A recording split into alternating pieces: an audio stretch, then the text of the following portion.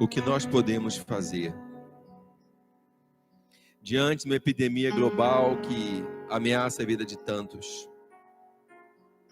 O que nós podemos fazer diante da ameaça de recessão,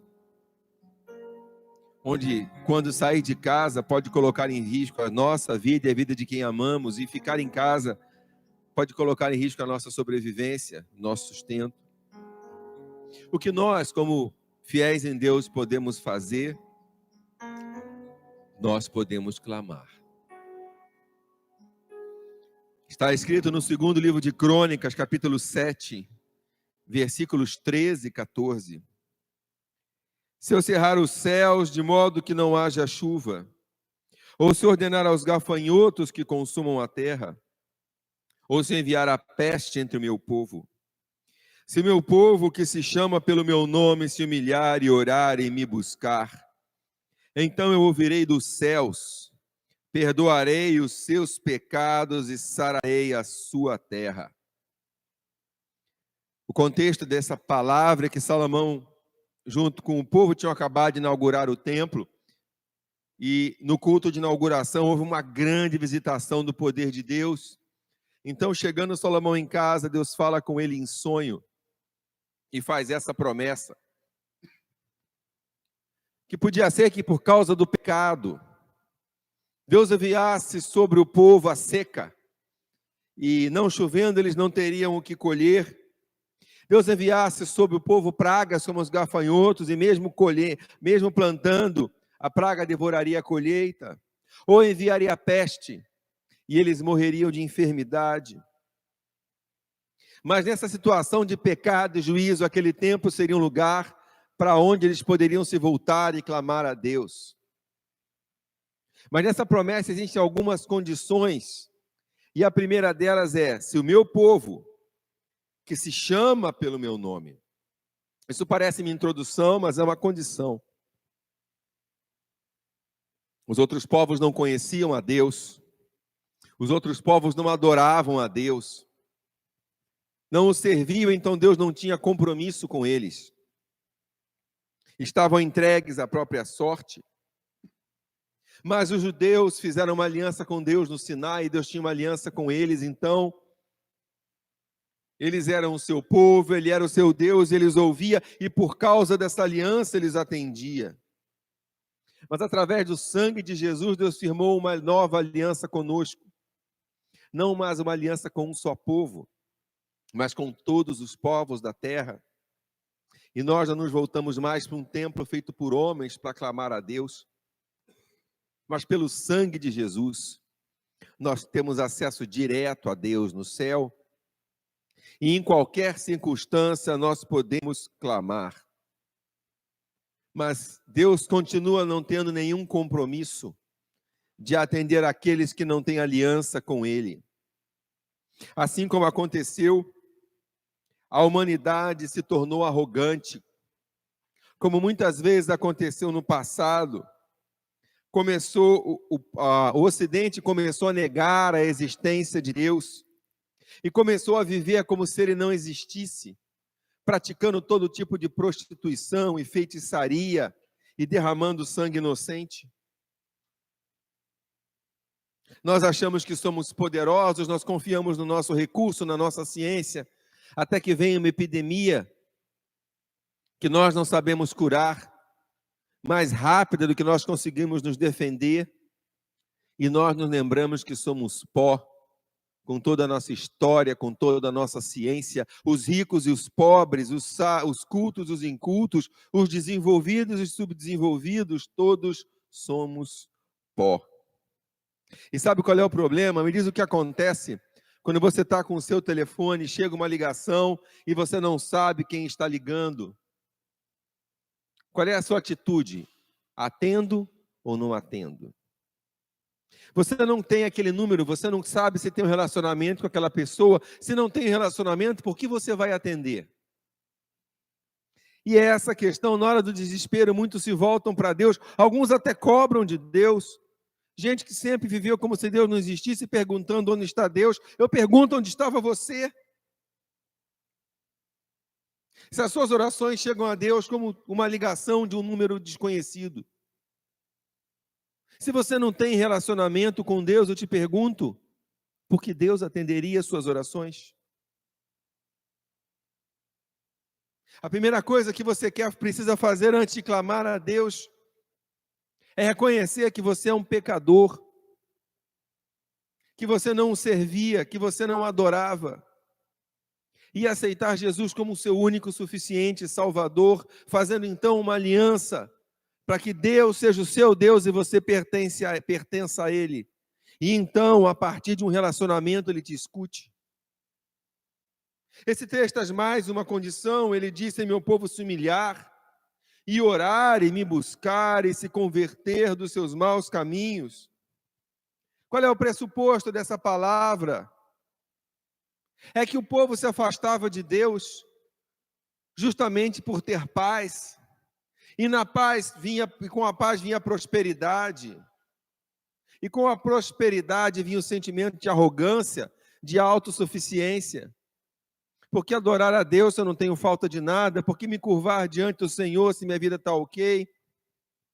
É muito mais fácil fazer uma imagem de madeira ou de barro, como os povos ao meu redor, uma imagem que eu posso manipular, uma imagem que eu posso lá botar uma oferenda, mas que não vai cobrar de mim santidade, não vai cobrar de mim justiça, não vai cobrar de mim adoração verdadeira, é só uma religião. E o povo, se sentindo seguro, se enchia de falsos deuses, até sim que vinha seca, até que vinha praga, até que vinha peste. E aí o que eles fazem com aquelas estátuas de barro? Alguma delas podia livrá-los? E aí Deus falou, quando o aperto vier, e Deus já diz isso prevendo, porque conhece o coração do homem, vocês têm para onde clamar. Mas esse clamor começa com humilhação. Vocês pensaram que eram autossuficientes? Não são. Vocês acharam que estavam seguros? Ninguém está. Deus é Deus e nós somos pó. E era preciso começar a se humilhar diante de Deus. Eles, quando se humilhavam, vestiam roupas desconfortáveis de pano de saco, se cobriam de cinzas e jejuavam. Eles praticavam humilhação física. Era colocar-se na posição de servo e de escravo para se humilhar na presença de Deus. Começava com humilhação. E com a humilhação vinha a oração e a busca. Quem caminhou para longe de Deus tinha que caminhar de volta na direção dele, tinha que clamar, tinha que orar. Não como quem se ajoelha 10 minutos, espera uma resposta e sai bravo. Não. Era ajoelhar e orar até que Deus respondesse, até que Deus se apiedasse, até que eles vissem a visitação dele. Eles se humilhavam e clamavam até ter uma resposta de Deus. Humilhação, busca e arrependimento. Eles precisavam se arrepender dos seus pecados, se reconciliar com Deus. Sejamos sinceros, nós também nos tornamos arrogantes, porque temos muita paz, muita prosperidade, e com ela vem a autossuficiência.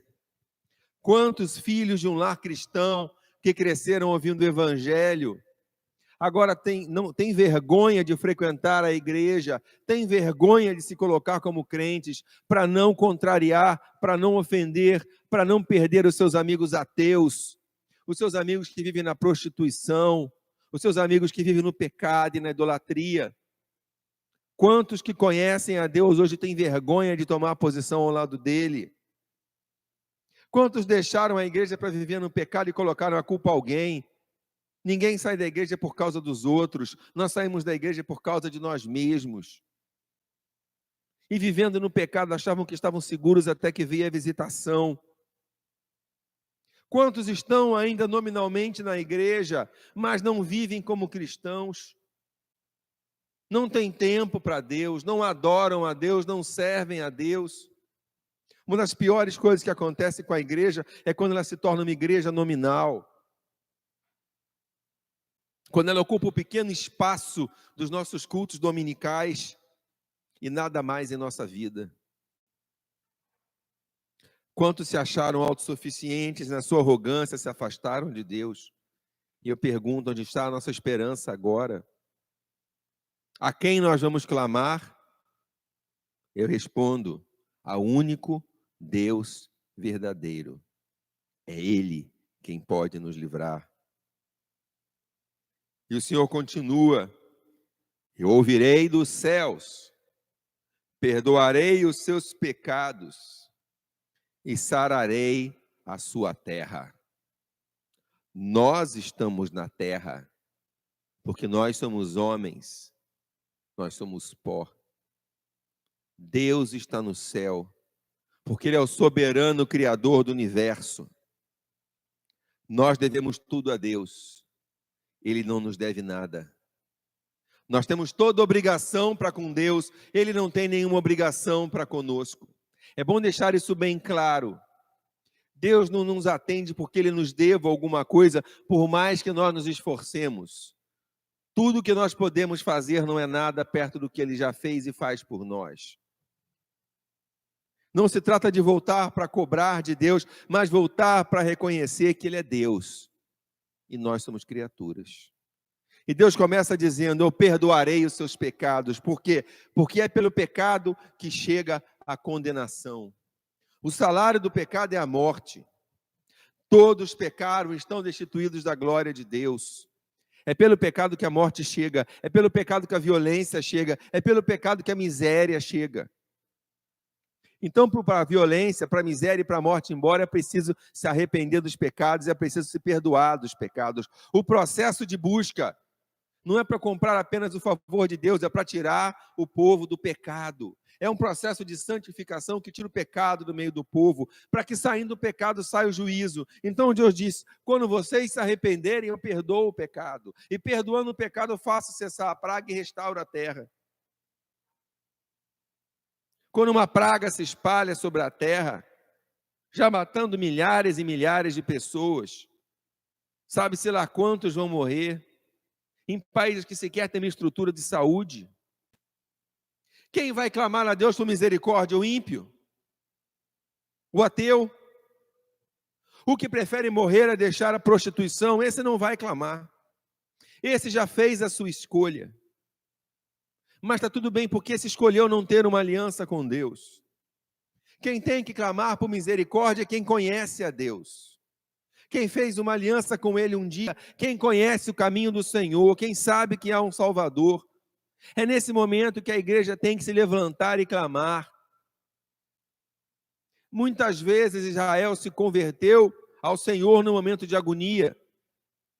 E Deus afastou a praga. É só você ler o Velho Testamento. Mas eu não acredito que em qualquer desses momentos a nação tinha toda se arrependido verdadeiramente.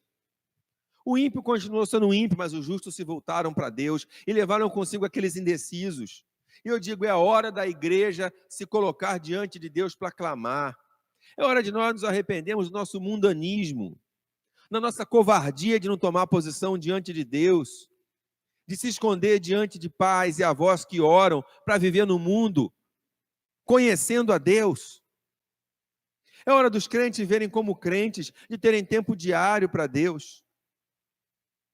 Estando o dia todo em casa, adorar ao Senhor, buscar ao Senhor e clamar pela nossa nação, e clamar pelo mundo, e clamar por misericórdia. Porque Deus prometeu que quando nós, o seu povo, nos arrependermos, nos humilharmos, buscarmos e nos arrependermos do nosso pecado, Ele oraria e sararia a nossa terra. É por causa do povo de Deus que clama que Deus vai sarar a terra. Então, nesse momento, eu quero orar com você. E quero te conclamar a continuar orando em casa e fazendo um concerto com Deus e clamando junto comigo pela nossa terra, para que Deus tenha misericórdia de nós. Para que Deus se compadeça de nós e afaste essa praga. Feche os olhos agora. Senhor, nós somos o teu povo que se chama pelo teu nome. E nós confessamos a nossa autossuficiência. A nossa falsa autossuficiência, que nos leva muitas vezes a depender de nós e não de ti, a buscar apenas os nossos interesses, a não tomar posição ao teu lado, a não testemunhar no mundo, a não fazer sacrifícios, a sermos covardes diante dos homens, não tomando posição diante de Deus, a como igreja nos acomodarmos dentro das nossas quatro paredes e não sairmos para testemunhar e evangelizar. ao viver mundano, nós nos arrependemos. E nós pedimos, ó Deus, levanta no meio da tua igreja um concerto. Em cada casa, em cada lar cristão, levanta um concerto. Na vida de cada crente desviado, que cresceu e se afastou do evangelho, um concerto. Porque a humanidade precisa de misericórdia. E é ao Senhor, é a nós que o Senhor ouve, porque é conosco que o Senhor tem aliança. Então nós te clamamos, ó Deus, nós te clamamos por misericórdia, perdoa os nossos pecados e sara a nossa nação. Nós te oramos em nome de Jesus. Amém. Se você tem acompanhado essas mensagens, eu vou te pedir para me ajudar a continuar pregando o Evangelho, às vezes trazendo uma palavra de conforto, às vezes trazendo uma palavra de conserto. Porque essa é a ocasião em que as pessoas precisam ouvir o Evangelho para se voltar para Deus. Se você está ouvindo essa mensagem, compartilha ela nas suas redes sociais. Curte lá no nosso canal no Facebook, se inscreve no canal. Passe essa mensagem adiante. Porque quanto mais pessoas ouvirem o Evangelho nesse momento e se consertarem, mais rápido Deus vai ouvir a nossa oração e nos sarar como povo de Deus, como nação. Que Deus te abençoe.